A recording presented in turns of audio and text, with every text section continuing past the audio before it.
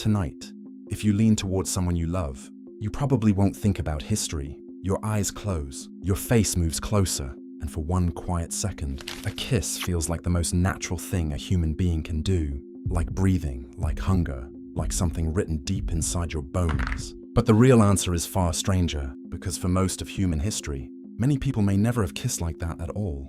Not romantically, not mouth to mouth, not the way movies taught you love is supposed to look.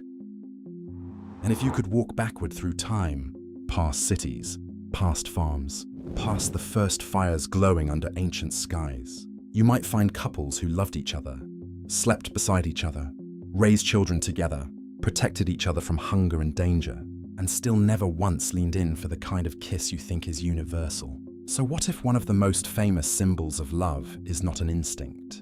What if it is a cultural invention? And what if millions of your ancestors would have looked at a romantic kiss and thought, why would anyone do that?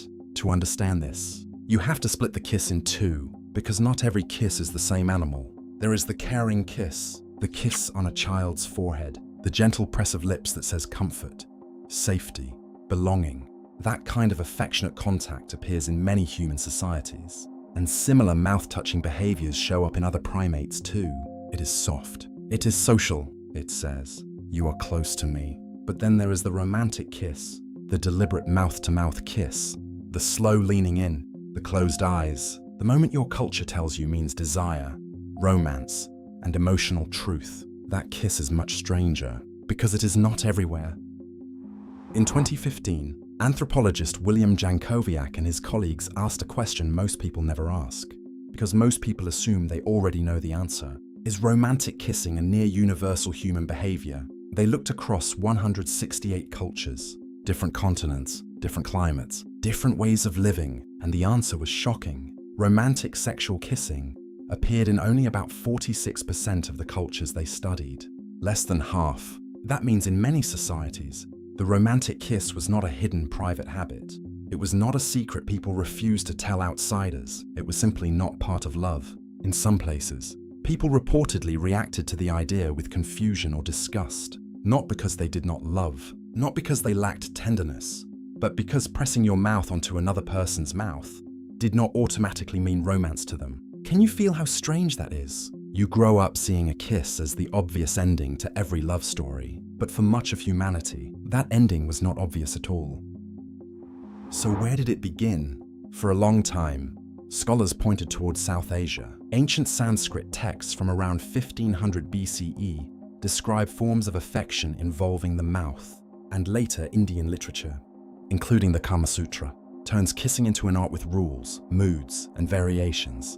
That made the story feel simple. Maybe kissing began in India, maybe it spread outward, maybe armies, traders, and travelers carried it across the ancient world, like a strange new language of intimacy. But then the timeline moved. In 2023, researchers Trollspank Arbel and Sophie Lund Rasmussen looked again at ancient Mesopotamian evidence, especially cuneiform clay tablets from the region between the Tigris and Euphrates rivers. And there it was, kissing, romantic kissing, written into human records about 4,500 years ago, not as some bizarre one-time ritual, but as something people in that world apparently understood.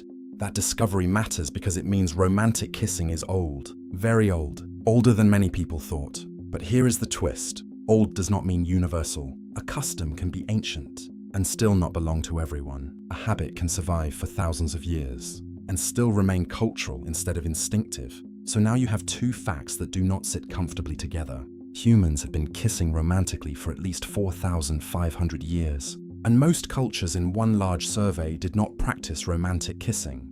Why? Why would something so intense, so intimate, so famous in modern love, not spread everywhere? Look at it coldly for 1 second. A kiss is weird. You are taking the opening of your digestive system, a warm, wet place full of bacteria, and pressing it against another person's warm, wet place full of bacteria. Your brain calls it romance. Your immune system might call it a security breach. In 2014, microbiologist Remco Kort and his colleagues studied kissing and estimated that one passionate 10-second kiss can transfer around 80 million bacteria. 80 million. In 10 seconds, that is not just affection. That is a biological exchange program. So if some ancient people avoided romantic kissing, they were not necessarily cold. They may have been sensible. In a world without antibiotics, without modern dentistry, without germ theory, without clean water everywhere, mouth-to-mouth contact could carry risk. Cold sores, respiratory infections, unknown sickness, the invisible world moving from one body to another. And ancient people did not need microscopes to notice patterns. They could notice that closeness sometimes carried disease. They could notice that mouths were messy. They could decide that desire did not need to involve swapping breath. But disease risk cannot be the whole story, because if kissing were only dangerous, it would have vanished. And it did not. Some cultures kept it, some cultures celebrated it, some cultures wrote poetry about it. So what did kissing offer that was worth the risk? Here the story becomes stranger and more intimate. A kiss may be a test, not a conscious test, not a checklist, a body-level test. When someone gets close enough to kiss you, your senses gather information faster than your thoughts can name it. Smell, taste, breath, skin chemistry, the tiny signals of health, diet, hygiene, and compatibility. Some researchers have suggested that kissing may help humans evaluate potential partners through chemical cues, including signals connected to immune system differences. In plain English, your body may be asking a question your mind never hears. Is this person safe for you? Are they healthy? Do they feel right at a level below language? That turns the kiss into something more than romance. It becomes a scan, a tiny biological interview, a moment where attraction either deepens or quietly collapses. Have you ever liked someone more before the kiss than after it? That may not be random. Your ancient brain may have read something your modern mind could not explain. But then another problem appears. If kissing helps with mate choice, why didn't every culture use it? Maybe because humans have many ways to solve the same problem. Some societies relied more on smell, conversation, family arrangements, long-term observation, shared labor, dance, touch, or ritual. Some cultures made courtship public, some made it private, some linked marriage to families, land, survival, or alliances, more than individual chemistry. In those worlds, a romantic kiss may have been unnecessary, or too intimate, or too strange, or simply not invented there. That is the part modern people often miss. Love is human, but the gestures of love are taught. Your ancestors did not need your movie scenes to feel devotion. They could show love by sharing meat, by saving a warm place near the fire, by carrying a child, by warning someone about poison, by staying awake while others slept, by giving food away when hunger was close. In an ancient world, love may have looked less like lips touching and more like survival offered by hand. And then there are the apes, because just when the story seems cultural, evolution interrupts. Bonobos, one of your closest living relatives, engage in mouth-to-mouth contact. Chimpanzees also use kiss-like behaviors, often during reconciliation after conflict. Primatologist Frans de Waal spent decades documenting how apes repair social tension with gestures of closeness, touch, grooming, and mouth contact. So is kissing ancient after all? Yes and no. The raw ingredients may be ancient: mouth contact, face closeness, grooming, feeding, reconciliation, bonding. Those behaviors may reach deep into primate history, but the romantic kiss as a scripted human sign of desire may be much more cultural. Think of it like music. The ability to feel rhythm may be ancient, but a love song on the radio is cultural.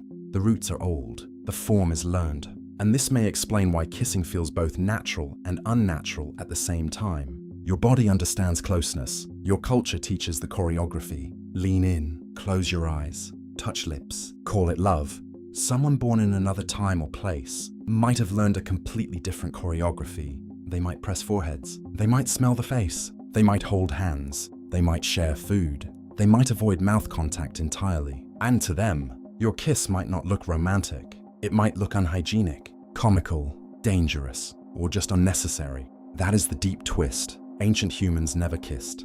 Not because they never loved, but because love never had only one language. The kiss became powerful in some societies because people agreed it meant something. Then poetry repeated it, stories repeated it. Religion, empire, travel, cinema, advertising, and pop culture repeated it. Eventually, you inherited a gesture so often shown as natural that it began to feel older than history. But it is not older than history. It has a history. And once you see that, the kiss changes. It stops being proof that all humans love the same way. It becomes proof that humans turn biology into culture. They take breath, mouths, scent, risk, desire, and closeness, and then build meaning on top of it. Your body brings the ancient animal. Your culture writes the script. That is why a kiss can feel universal inside one life, and still not be universal across the human species. Because what feels natural to you may be something your world patiently taught you to feel. Tonight, if you lean towards someone you love, that kiss may still feel like the most natural thing in the world, but somewhere behind that moment is a stranger truth. Millions of humans loved deeply under ancient skies and never needed that gesture at all. So when your eyes close, you are not repeating the one eternal language of love. You are speaking one beautiful dialect of it.